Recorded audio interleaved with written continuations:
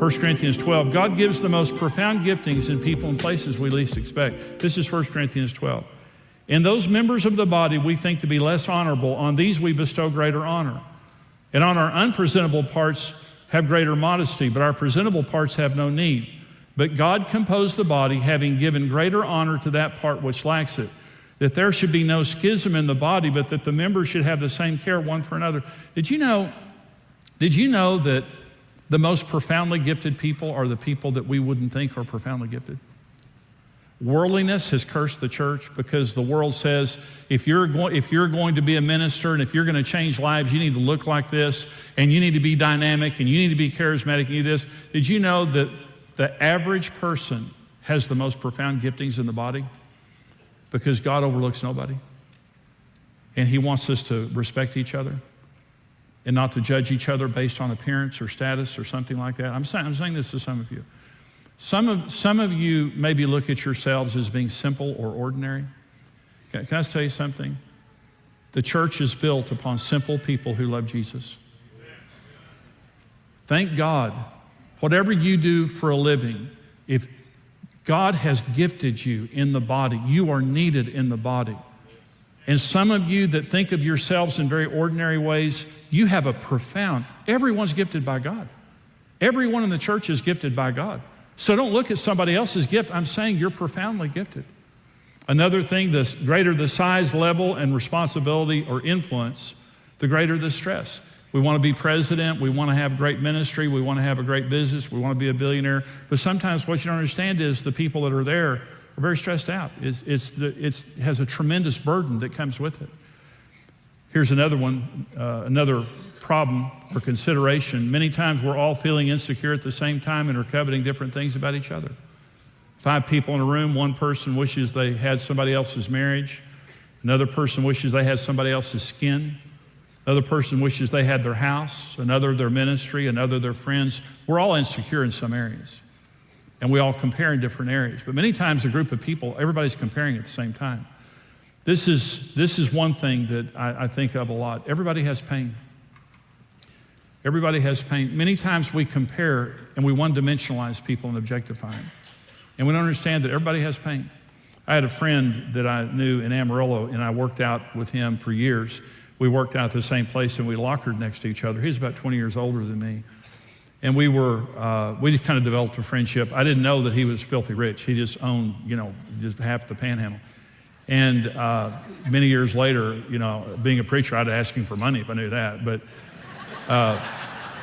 not really. I didn't know him, but we just developed a great friendship, and he liked me, and so every now and then he would invite me to go out to eat lunch. And so we would go out to eat lunch, and so one time we ate lunch, and at the end of lunch, I said to him, what do you have going on this week? Again, very wealthy guy, very successful guy. He said, I'm going to find my daughter. And I said, where's your daughter? He said, well, she's on the street somewhere. He was 80 years old. We were having this lunch. He was 80 years old. And I said, why would she be on the streets? He said, she has schizophrenia. He said, Jimmy, you need to be praying for my wife and me. At 80 years old, we're raising our 13-year-old grandson, and we're about to die. He said, we just can't do it. And he said, but I'll go to Seattle, I'll go to Los Angeles, I'll go to New York City, I'll go to Chicago. And he said, eventually I'll find her somewhere on the streets.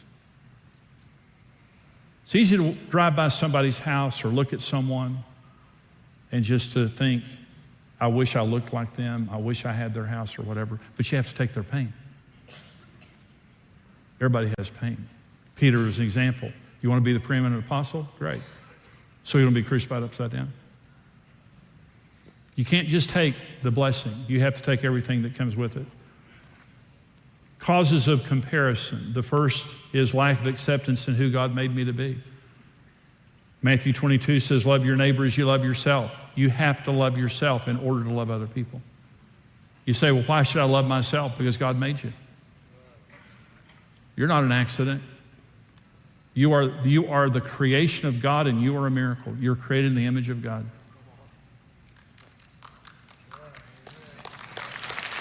You are. Another is lack of security and identity in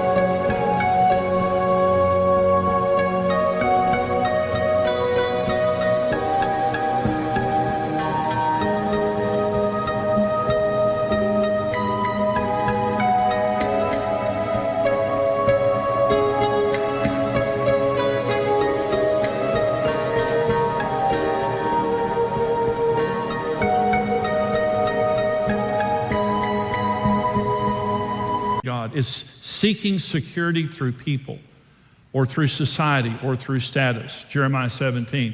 Thus saith the Lord, cursed is the man who trusts in man and makes flesh his strength, whose heart departs from the Lord. He shall be like a shrub in the desert, and shall not see good when it comes, but shall inhabit the parched places in the wilderness, in a salt land which is not inhabited. Blessed is the man who trusts in the Lord, and whose hope is in the Lord. He shall be like a tree planted by waters, which spreads out its roots by its river, and will not fear when heat comes, but its leaf will be green, and will not be anxious in a year of drought, nor cease to yield fruit.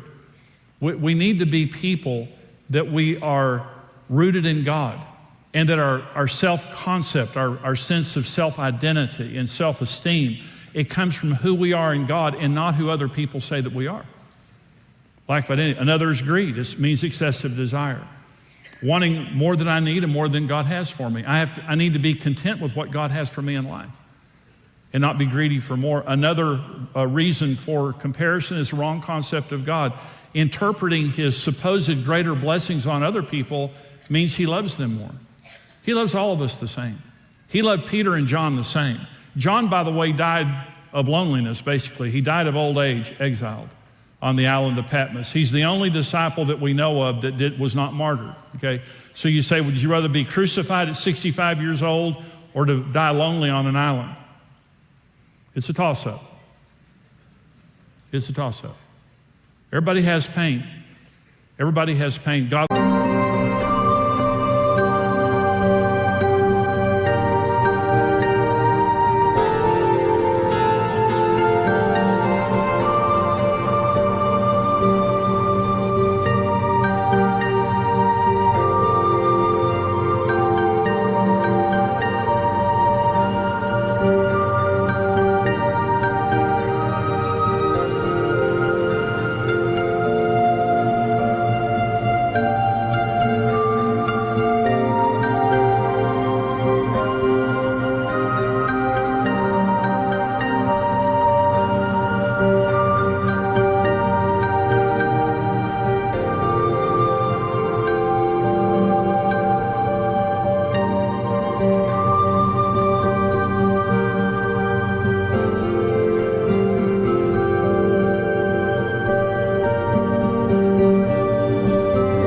loves all of us the same. Don't ever look at somebody else's body. Don't ever look at somebody else's blessings and think that God loves them more. God loves you just as much as he loves them. And God has a great plan for your life. Another reason for comparison is a lack of love for others. Agape versus phileo. You say, well, why would Peter want to know that John was going to suffer like him? Pettiness and lack of love. If you really love someone, you want something good for them. If you don't love them, you resent them when something good happens to them. Another is covetousness. Covetousness means to desire wrongfully, inordinately, or without due regard for the right of others. In other words, it's a boundary violation. Jealousy and envy is another one. Jealousy means feeling resentment against someone because of that person's rivalry, success, or advantages. Envy, a feeling of discontent or covetousness with regard to another's advantages, success, or possessions. And here's a way to look at jealousy and envy. Jealousy is generally about people. Envy is about things. And when I look at relationships and I become jealous, or I look at what you own and I become jealous,